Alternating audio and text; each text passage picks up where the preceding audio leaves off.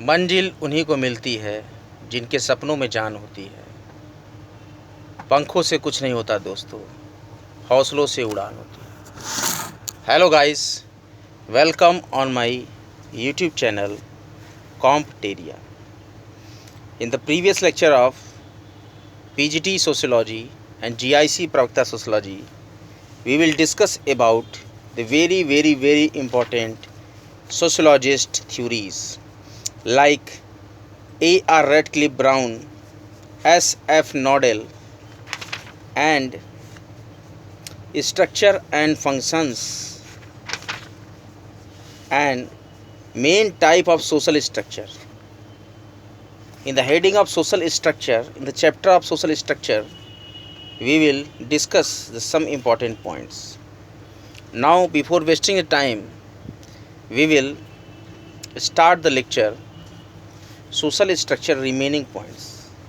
Thus, Levi Strauss फ्रांसीसी दार्शनिक, भाषा विज्ञानी और मूर्धन्य मानवशास्त्री और संरचनात्मक मानवशास्त्र के प्रणेता, संरचनावाद, भाषा, मिथक, नातेदारी संबंधी सामाजिक और मानवशास्त्रीय अध्ययनों के लिए प्रसिद्ध और अपनी पुस्तकें द एलिमेंट्री स्ट्रक्चर्स ऑफ काइनशिप और प्रथम पुस्तक लेवी स्ट्रास ने संरचनावाद की रूपरेखा को प्रसिद्ध किया है। The elementary structures of kinship, structural anthropology 2 volumes में है, और इसके साथ ही साथ इन्होंने द सेवेज माइंड और टोटेमिज्म टुडे, इसके साथ ही द स्ट्रक्चरल स्टडी ऑफ माइथ्स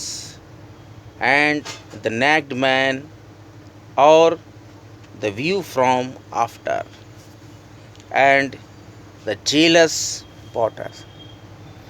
इनकी विचारधारा संज्ञात्मक प्रकृति की। लेवी स्ट्रास कहते हैं कि संस्कृति एक मानसिक रचना है। मिथक और टोटम संबंधी अध्ययनों पर लेवी स्ट्रास के दुर्खाइम और मार्शल मास का प्रभाव दिखाई देता है। नातेदारी की संरचना में लेवी स्ट्रास 4 प्रकार की नातेदारी, जिसमें भाई बहन, पति पत्नी, पिता पुत्र और मामा भांजा, ऐसा बताते हैं। ये नातेदारी अणु कहे जा सकते हैं, मतलब कि प्रारंभिक ढांचा है ये।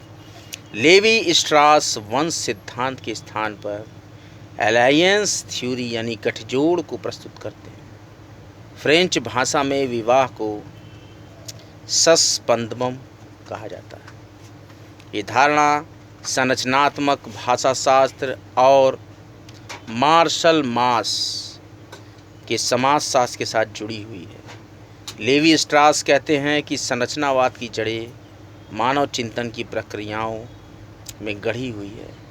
संरचनावाद का स्रोत भाषाशास्त्र है। ये मानसिक रचनाएं द्विभाषित विपरीतता के लिए होती है। दाएं बाएं, ऊपर नीचे, ठंडा गर्म, सफ़ेद काला, इन्हें स्ट्रास बाइनरी अपोजिशंस भी कहते हैं। कॉलिनरी ट्रायंगल, पाक विद्या त्रिकोण पर आधारित और भोजन बनाने की विधियों का विश्लेषण किया है। कच्चा भोजन, पक्का भोजन के बारे में बताया है। बाइनरी अपोजिशंस के बारे में, कच्चा भोजन है सामान्य प्रकृति, जैसे कि उबला या कच्चा, अंतर समूह और एकजुटता, और पक्का भोजन का मतलब है परिवर्धित, जैसे संस्कृति का प्रतिनिधित्व करते हैं। पक्का भुना हुआ अतिथियों को परोसा जाता है। और ये जटिल संरचनावादी हैं। इन्होंने संस्कृतिवाद को संरचनावाद के माध्यम से चरम सीमा तक पहुंचाया है। अब सामाजिक संरचना का चैप्टर ख़त्म करते हुए हम अगले चैप्टर परिस्थिति और इसकी भूमिका के बारे में चर्चा करेंगे। Status and role.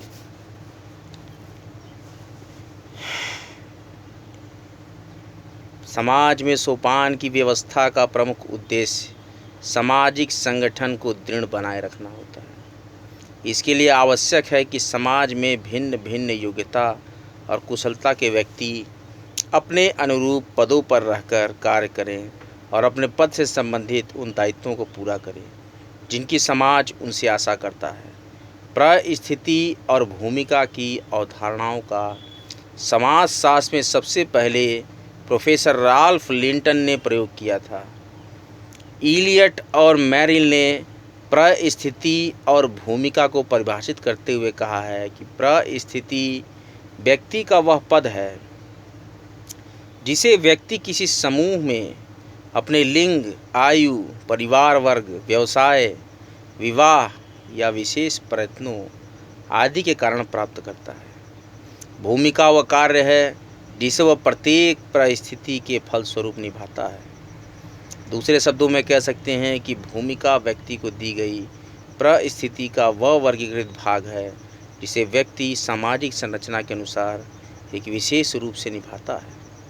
इसी प्रकार भूमिका एक व्यक्ति विशेष के दायित्वों, अधिकारों और संभावित क्रियाओं से संबंधित होती है। जॉन लेवी ने परिस्थिति को परिभाषित किया है कि किसी सामाजिक संरचना में व्यक्ति या समूह के संस्थागत पदों की संपूर्णता का नाम ही परिस्थिति है। एक व्यक्ति समाज द्वारा स्वीकृत जिन अनेक पदों पर रहकर कार्य करता है, उन्हीं के आधार समाज में उसकी विशेष परिस्थिति होती है। लिंटन कहते हैं कि सामाजिक व्यवस्था के अंतर्गत किसी व्यक्ति को एक समय विशेष में स्थान प्राप्त होता है, उसी को उस व्यक्ति की परिस्थिति कहा जाता है। परिस्थिति और भूमिका की धारणा को समझने के लिए लगभग इसी के समान अर्थों वाले 3 अन्य शब्दों को भी समझना आवश्यक है, जैसे प्रतिष्ठा, सम्मान और श्रेणी। Kinds of social status. Ascribed status. प्रदत्त परिस्थिति। प्रदत्त परिस्थिति वह है जिसे प्राप्त करने के लिए व्यक्ति को किसी प्रकार के प्रयत्न करने नहीं पड़ते, बल्कि सामाजिक व्यवस्था के अनुसार उसे यह स्थिति अपने आप ही प्राप्त हो जाती है। व्यक्तिगत व्यक्तित्व के समुचित विकास के लिए यह आवश्यक भी है कि समाज को व्यक्ति को समाज द्वारा कुछ ऐसी परिस्थितियां प्रदान की जाए जिससे वह समाज में स्वयं को सुरक्षित महसूस कर सके। इसी कारण समाज बच्चे को उसे लिंग, आयु, सामाजिक संबंधों और नातेदारी के आधार को ध्यान में रखते हुए स्वयं कुछ परिस्थितियां प्रदान करता है। प्रदत्त परिस्थिति के आधार हैं लिंग भेद, आयु भेद, नातेदारी, प्रजाति भिन्नता और जातिगत सदस्यता। दूसरी है अर्जित परिस्थिति, अचीव्ड स्टेटस। अर्जित परिस्थिति व्यक्ति की कुल परिस्थिति का भाग है जिसे वह अपने प्रयत्नों और योग्यता से समाज में प्राप्त करता है। प्रत्येक समाज की सभी सदस्यों को मिलने वाली सफलता या असफलता समान नहीं होती। कुछ व्यक्तियों को समाज में कोई भी प्रदत्त स्थिति न मिलने पर भी वे आश्चर्यजनक रूप से सफलता प्राप्त कर लेते हैं, जबकि कुछ व्यक्ति समाज द्वारा प्रदत्त परिस्थितियों की प्रतिष्ठा को बनाए रखने में असफल रह जाते हैं। इस व्यक्ति की परिस्थिति मुख्य रूप से उसकी योग्यता और प्रयत्नों पर निर्भर रहती है। अर्जित परिस्थिति के आधार। प्रदत्त और अर्जित परिस्थिति के इस संपूर्ण विवेचना से हमें पता लगता है कि व्यक्ति के जीवन में इन दोनों परिस्थितियों का समान महत्व है, लेकिन इनकी प्रकृति और सामाजिक जीवन में इनका योगदान भिन्न होता है। और हम परिस्थिति के कुछ भेदों को स्पष्ट करते हैं और इस धारणा को अधिक से अधिक व्याख्यानित रूप में हम यहाँ पर प्रस्तुत करते हैं। प्रदत्त परिस्थिति व्यक्ति को समाज द्वारा प्रदान की जाती है, जिसके लिए व्यक्ति को स्वयं किसी प्रकार के प्रयत्न नहीं करना पड़े, जबकि इसके विपरीत अर्जित परिस्थिति वह है जिसे व्यक्ति अपनी योग्यता और कुशलता के द्वारा स्वयं प्राप्त करता है। प्रदत्त परिस्थिति के निर्धारण में व्यक्ति की आनुवंशिकता, माता पिता की स्थिति, लिंग, आयु और नातेदारी संबंधों का विशेष ध्यान रखा जाता है, जबकि व्यक्ति द्वारा अर्जित परिस्थिति उसके माता पिता और वंश की स्थिति से बिल्कुल भिन्न हो सकती है। प्रदत्त परिस्थिति अपेक्षाकृत स्थिर होती है, जिसमें सामान्यतः कोई परिवर्तन नहीं होता। अर्जित परिस्थिति परिवर्तनशील होती है और व्यक्ति के जीवन काल में ही इसमें अनेक बार परिवर्तन हो सकता है। प्रदत्त परिस्थिति प्रमुख रूप से समाज की सांस्कृतिक व्यवस्था और सामाजिक मूल्यों के अनुसार निर्धारित होती है। इस दृष्टिकोण से इसमें गतिशीलता बहुत कम होती है। अर्जित स्थिति का प्रमुख संबंध समाज की आर्थिक व्यवस्था से है। वर्तमान में आर्थिक अवसरों में वृद्धि होने के कारण ही अर्जित का महत्व भी बढ़ता जा रहा है। प्रदत्त परिस्थिति का समाज में अधिक महत्व होने पर एक बंद समाज का निर्माण होता है, जबकि अर्जित परिस्थिति को तुलनात्मक रूप से अधिक प्राधान्यता मिलने से एक मुक्त सामाजिक व्यवस्था को प्रोत्साहन मिलता है। प्रदत्त परिस्थिति सामूहिकता को बढ़ावा देती है, क्योंकि इसके कारण व्यक्ति अपने स्वार्थ को अधिक महत्व न देकर संपूर्ण समूह के निर्णयों के अनुसार व्यवहार करना आवश्यक समझता है। इसके विपरीत सामाजिक व्यवस्था में अर्जित परिस्थिति का महत्व अधिक होने से व्यक्तिवादिता और प्रतियोगिता को प्रोत्साहन मिलता है, क्योंकि यह परिस्थिति व्यक्तिगत प्रयत्नों और व्यक्तिगत कुशलता को अधिक महत्व देनी है। प्रदत्त और अर्जित परिस्थिति में एक महत्वपूर्ण भिन्नता का उल्लेख करते हुए फीचर कहते हैं कि प्रदत्त परिस्थिति और इससे संबद्ध भूमिका से सामंजस्य होना सदैव आवश्यक नहीं होता, जबकि अधिकांश दशाओं में अर्जित परिस्थिति और इससे संबद्ध भूमिका के बीच सामंजस्य देखने को मिलता है। इसका कारण ये है कि प्रदत्त परिस्थिति व्यक्ति को कुछ सांस्कृतिक नियमों के अनुसार अपने आप प्राप्त हो जाती है, जबकि व्यक्ति की रुचियों, मनोवृत्तियों और कुशलता इस परिस्थिति के बिल्कुल विपरीत हो सकती है। परिस्थिति से संबंधित कुछ अवधारणाएं। किंग्सले डेविस ने परिस्थिति से संबंधित 4 प्रमुख अवधारणाओं का विवेचना किया है। इसमें पहली है परिस्थिति, दूसरी है ऑफिस, तीसरी है स्टेशन और चौथी है स्ट्रेटम यानी स्ट्रेटा। परिस्थिति किसी समूह अथवा समाज में एक निर्दिष्ट समय पर व्यक्ति को प्राप्त पद, प्रतिष्ठा एवं सम्मान है। ऑफिस या पदानुषंग किसी औपचारिक संगठन में वैधानिक नियमों द्वारा निर्मित पद को डेविस ने ऑफिस रहा है। यह एक ऐसा औपचारिक अर्जित पद होता है जिसे व्यक्ति अपनी योग्यता के आधार पर प्राप्त करता है। ऑफिस की अवधारणा परिस्थिति की तुलना में सीमित है। सरल रूप से इसे औपचारिक वैधानिक परिस्थिति कह सकते हैं। स्टेशन या हैसियत। डेविस ने व्यक्ति की सामान्य परिस्थिति को इंगित करने के लिए स्टेशन शब्द का उपयोग किया है। यह व्यक्ति की अनेक परिस्थितियों का संग्रह है, इसीलिए इसे कई बार परिस्थिति संकुल भी कहते हैं। मार्शल ने व्यक्ति की सामान्य परिस्थिति को इंगित करने के लिए स्टेशन के स्थान पर स्टैंडिंग शब्द का प्रयोग किया है। नाउ स्त्रित, स्ट्रैटम या स्ट्रैटा। व्यक्तियों का ऐसा समूह जिसका प्रत्येक सदस्य सापेक्षतः समान परिस्थिति एवं हैसियत लिए होता है, स्त्रित कहलाता है। डेविस ने कहा है कि इस अवधारणा का प्रयोग किसी जन समुदाय को संस्तरणात्मक और असंस्तरणात्मक भागों में बांटने के लिए किया जाता है। इसे परिस्थिति समूह के नाम से भी संबोधित किया जाता है। परिस्थिति से संबंधित अन्य अवधारणाएं: प्रतिष्ठा, सम्मान और श्रेणी, प्रेस्टीज, एस्टीम एंड रैंक। परिस्थिति के समान अर्थों में कई बार प्रतिष्ठा, सम्मान और श्रेणी शब्दों का प्रयोग भी किया जाता है, किंतु इन सभी में स्पष्ट अंतर है। प्रतिष्ठा, समाज में प्रत्येक परिस्थिति की एक प्रतिष्ठा होती है, एक मूल्य होता है। समाज में किसी परिस्थिति की अधिक महत्व दिया जाता है तो किसी को कम, किसी को अच्छा तो किसी को बुरा, किसी को उन्नतिशील तो किसी को शोषित समझा जाता है। इस प्रकार समाज में प्रत्येक परिस्थिति के प्रति लोगों में आदर और श्रद्धा की अलग अलग मात्रा पाई जाती है, उसे ही उस परिस्थिति की प्रतिष्ठा कहते हैं। जैसे समाज में डॉक्टर, इंजीनियर, प्राध्यापक, उद्योगपति की प्रतिष्ठा एक अकुशल श्रमिक और चपरासी से अधिक है। एक परिस्थिति को धारण करने पर व्यक्ति उससे संबंधित प्रतिष्ठा भी प्राप्त करता है। प्रतिष्ठा का संबंध व्यक्ति से न होकर परिस्थिति से है। समाज ही किसी परिस्थिति का मूल्यांकन कर उसे कम या अधिक प्रतिष्ठा प्रदान करता है। दूसरा है सम्मान।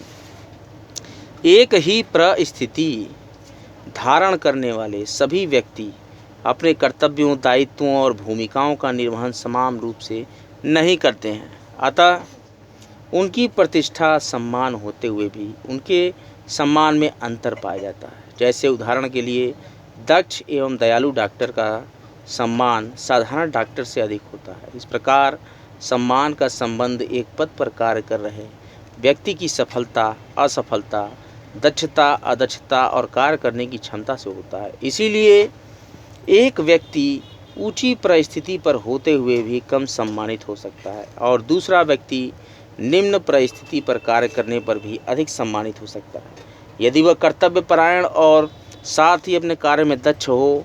इस प्रकार प्रतिष्ठा का संबंध परिस्थिति से है, जबकि सम्मान का संबंध किसी भी परिस्थिति को धारण करने वाले व्यक्ति की कार्य कुशलता, दक्षता, विशेषज्ञता, क्षमता, कर्तव्यपरायणता और सफलता से है। तीसरा है श्रेणी, रैंक। समाज में पाई जाने वाली समान प्रतिष्ठा वाली स्थितियों की समग्रता को ही श्रेणी कहा जाता है। श्रेणी ही समाज में स्तरीकरण की प्रकृति को तय करती है। यह बताती है कि व्यक्ति किस सीमा तक अपनी परिस्थिति और भूमिका में परिवर्तन करने के लिए स्वतंत्र है। परिस्थिति का संबंध सत्ता और शक्ति से भी है। शक्ति का अर्थ एक व्यक्ति द्वारा अपने लक्ष्य की पूर्ति के लिए दूसरों के व्यवहार पर नियंत्रण रखने की क्षमता में है। शक्ति का संबंध किसी परिस्थिति या ऑफिस से न होकर व्यक्ति से होता है। शक्ति को जब संस्थात्मक स्वीकृति प्राप्त हो जाती है, अर्थात जब शक्ति को कानून का जामा पहना दिया जाता है, तो वह सत्य कहलाती है। आयकर अधिकारी को कर वसूल करने की शक्ति सत्ता है, क्योंकि यह सत्ता उसे एक विशिष्ट संस्था एवं कानून द्वारा प्राप्त होती है। एक व्यक्ति को प्राप्त सत्ता और शक्ति के स्रोत उसके पद, ऑफिस एवं भूमिकाएं आदि होते हैं। समाज में किसी भी परिस्थिति का मूल्यांकन इस आधार पर किया जाता है कि उसी कितनी शक्ति या सत्ता प्राप्त है। नाउ स्टेटस सिंबल, परिस्थिति प्रतीक। कई बार कुछ परिस्थितियों को उनके प्रतीकों के आधार पर पहचाना जा सकता है। ये प्रतीक पोशाक, बैज, श्रृंगार के साधन अथवा कोई भी भौतिक, सांस्कृतिक तत्व आदि हो सकते हैं।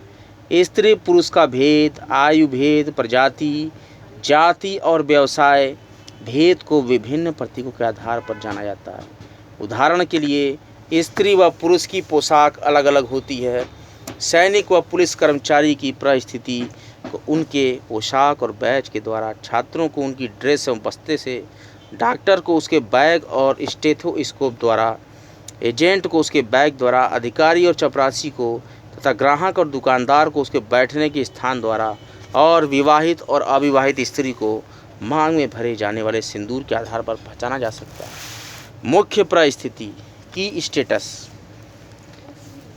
मुख्य परिस्थिति की अवधारणा E.T. हीलर नामक समाजशास्त्री द्वारा दी गई है।